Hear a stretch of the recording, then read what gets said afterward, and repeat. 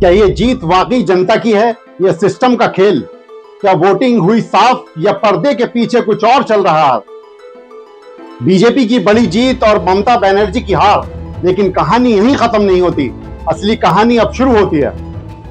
आदाब, मैं आगा खुर्शीद खान।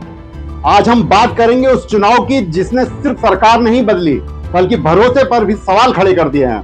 भारतीय जनता पार्टी की शानदार जीत और ममता बनर्जी की चौंकाने वाली हार। लेकिन सवाल यह है, क्या ये नतीजे पूरी तरह निष्पक्ष हैं? चुनाव खत्म हुआ, लेकिन विवाद शुरू हो गया है।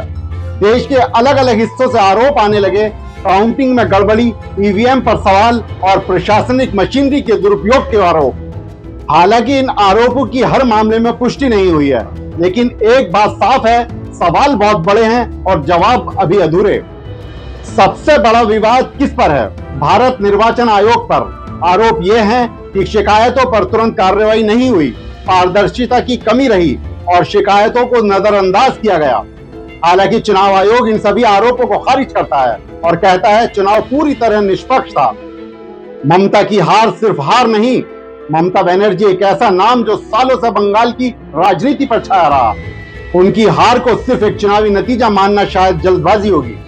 कुछ लोग कहते हैं ये संगठन की कमजोरी थी, कुछ कहते हैं जनता का मूड बदल गया, लेकिन उनके समर्थकों का एक बड़ा वर्ग मानता है कुछ गड़बड़ जरूर हुई है।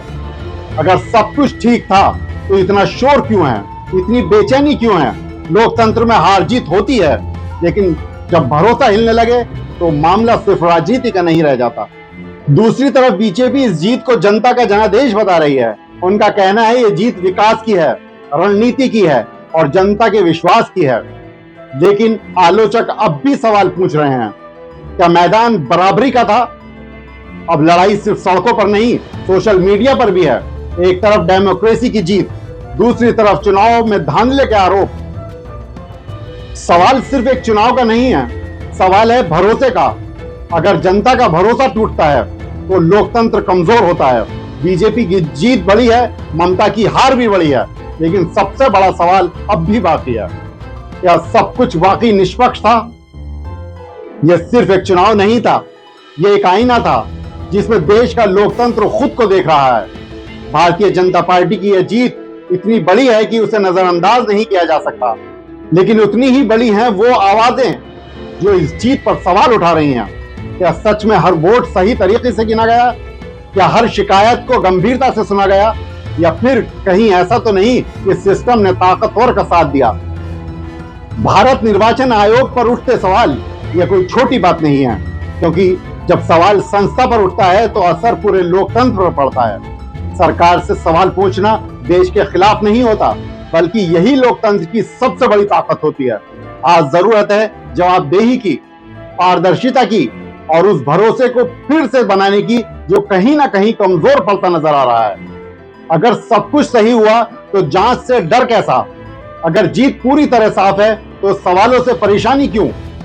क्योंकि याद रखिए, लोकतंत्र सिर्फ नतीजों से नहीं चलता, बल्कि उस भरोसे से चलता है जो जनता अपने सिस्टम पर करती है। और अगर वही भरोसा हिलने लगे तो जीत भी अधूरी लगती है। आज मुद्दा यह नहीं है कि कौन जीता या कौन हारा, मुद्दा यह है कि जनता का विश्वास भी जीता है या कहीं वो हार गया है। अब फैसला आपके हाथ में है। आप क्या सोचते हैं, क्या यह जीत पूरी तरह निष्पक्ष है या फिर इसमें कुछ सवाल छिपे हैं? दोस्तों, अपनी राय जरूर दीजिए, क्योंकि आपकी आवाज ही असली लोकतंत्र है। शुक्रिया।